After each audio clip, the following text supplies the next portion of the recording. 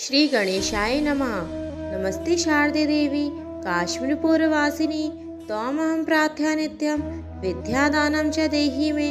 कम्बुकर्णी सुतामृष्टि सर्वाभरणभूषिता महासरस्वती देवी जिव्याग्रे सन्निविशेताम्।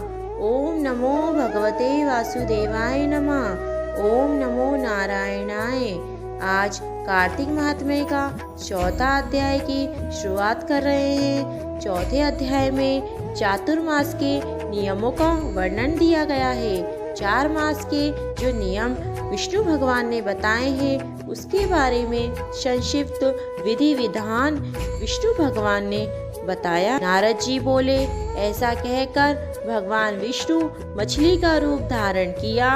विंध्याचल पर्वत पर तप कर रहे महर्षि कश्यप की अंजलि के जल में जा पहुँचे।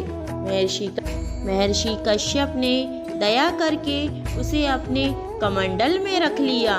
जब उसने बड़ा रूप धारण किया तो उन्होंने उसे कुएं में डाल दिया। जब कुएं में भी ना समा सकी तो उन्होंने उसे तालाब में फेंक दिया, और जब वह तालाब में ना आ सकी तो उन्होंने उसे समुद्र में डाल दिया।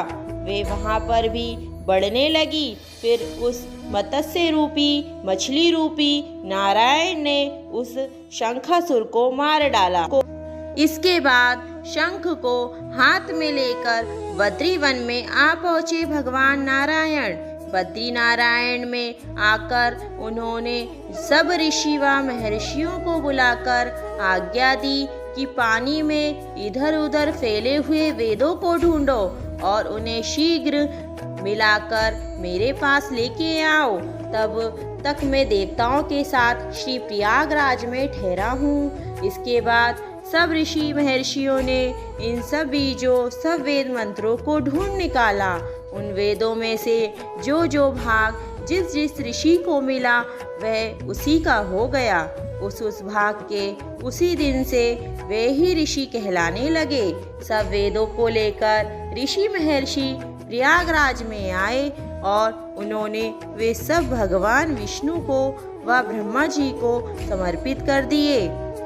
सब वेदों को लेकर ऋषि व महर्षि प्रयागराज में पहुँचे और उन्होंने वे सभी वेद भगवान विष्णु व ब्रह्मा जी को समर्पित कर दिए। ब्रह्मा जी वेदों को पाकर बड़े प्रसन्न हुए। उन्होंने देवताओं और ऋषियों के साथ अश्वमेध यज्ञ किया। यज्ञ के अंत में देवता गंधर्व यक्ष नाग भगवान विष्णु को दंडवत प्रणाम करके प्रार्थना करने लगे। देवताओं ने कहा, हे देव, हे जगन्नाथ, हे प्रभु, हमारी प्रार्थना सुनिए। हम लोगों के हर्ष का, हम लोगों की खुशी का ठिकाना ही नहीं है, इसीलिए आप हमें वरदान दीजिए। नष्ट हुए वेद फिर से श्री ब्रह्मा जी को प्राप्त हो गए हैं। हे लक्ष्मीपति, हे कमलकांते, हे नारायण, आपकी अनुकंपा से हम देवताओं को यज्ञ का भाग भी मिला। ये स्थान प्रयागराज आपके प्रसाद से ही पृथ्वी भर में सभी प्रकार के प्रधान पुण्य को बढ़ाने वाला, मुक्ति को देने वाला, भक्ति को प्रदान करने वाला है। ब्रह्म हत्या आदि पापों का नाश करने वाला, परम पवित्र और अक्षय फल देने वाला हो, ये वरदान हमें दे दीजिए। भगवान विष्णु ने कहा, जो कुछ आप लोगों ने कहा है वे मेरा भी ध्येय है। ऐसा मैं भी सोचता हूँ। जैसा आप लोगों ने कहा है कि ये स्थान प्रयागराज आज से ब्रह्म क्षेत्र के नाम से पुकारा जाएगा। इस स्थान पर गंगा जी व सूर्य पुत्री यमुना जी का संगम होगा। मैं श्री ब्रह्मा जी सहित यहाँ पर निवास करूँगा। यहाँ पर किया हुआ जप तप तथा दान महान फलदायक होगा। पहले जन्म में किए हुए पाप, ब्रह्म हत्या आदि भी इस तीर्थ राज्य में स्नान करने से नष्ट हो जाएगी। जो लोग अपने पिता आदि को वहां लाकर तर्पण व श्राद्ध करेंगे, उनके पिता मेरे स्वरूप को प्राप्त करेंगे। यह तीनों प्रकार की मुक्ति को प्राप्त करेंगे।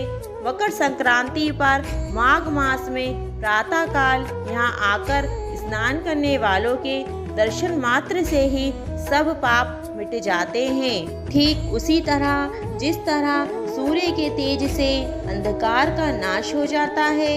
हे मुनीश्वर, मेरे वचन ध्यान से सुनिए। मैं सर्वत्र व्याप्त रहता हूँ, मैं सभी जगह रहता हूँ। मैं सभी जगह रहता हुआ भी हमेशा बद्री नारायण में निवास करता हूँ।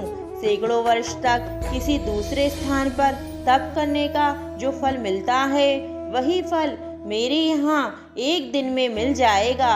जो मनुष्य मेरे उस स्थान बद्रिका आश्रम का दर्शन करेंगे, वह जीवन मुक्त हो जाएंगे और उनके समस्त पाप नष्ट हो जाएंगे। सूत जी बोले। ऐसा कहकर भगवान विष्णु अंतर्ध्यान हो गए और देवतागण भी अपने अंशों को वहीं छोड़कर चले गए। जो मनुष्य कथा को श्रद्धा पूर्वक सुनते हैं, वे श्री प्रयागराज व बद्रिका आश्रम जाने व स्नान करने का फल प्राप्त करते हैं। इस प्रकार कार्तिक महात्म्य का चौथा अध्याय संपूर्ण हुआ। इसमें विष्णु भगवान ने चातुर्मास के नियमों का, बद्रिका आश्रम का और श्री प्रयागराज स्थान का महत्व बताकर सभी लोगों को धन्य किया। इस प्रकार की वीडियो को देखने के लिए चैनल को लाइक सब्सक्राइब कीजिए और नेक्स्ट अध्याय के लिए, कार्तिक महात्म्य के 5वें अध्याय के लिए जुड़े रहिए हमारे साथ। श्री शिवाय नमोस्तभ्यम। हर हर महादेव। ओम नमो नारायणाय नमः।